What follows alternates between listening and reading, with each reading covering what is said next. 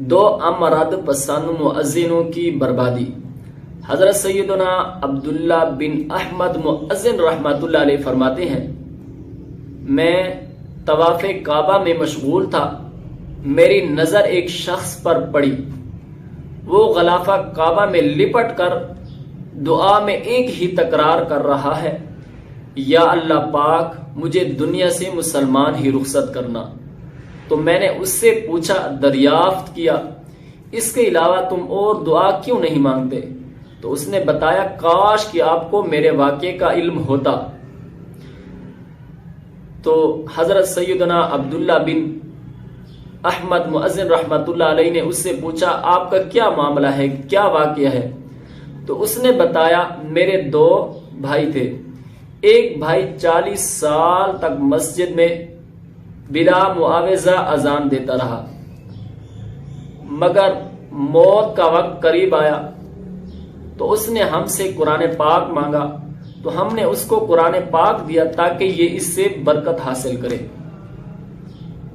لیکن اس نے قرآن پاک کو اپنے ہاتھ میں پکڑ کر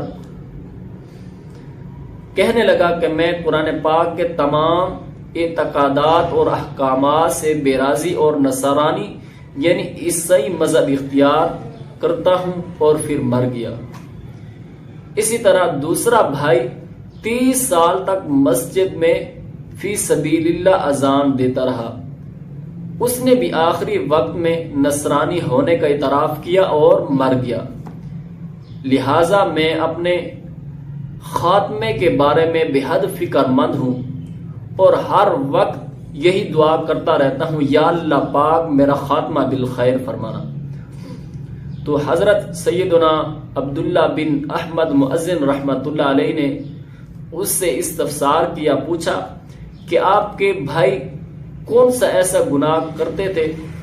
تو اس نے بتایا، میرے بھائی غیر عورتوں میں دلچسپی لیتے تھے اور امرت بیریش لڑکوں کو شہوت سے دیکھتے تھے۔ اللہ پاک سے دعا ہے کہ اللہ تعالی ہم کو بری نظر سے محفوظ فرمائے، ہمارا خاتمہ بالخیر فرمائے، آمین۔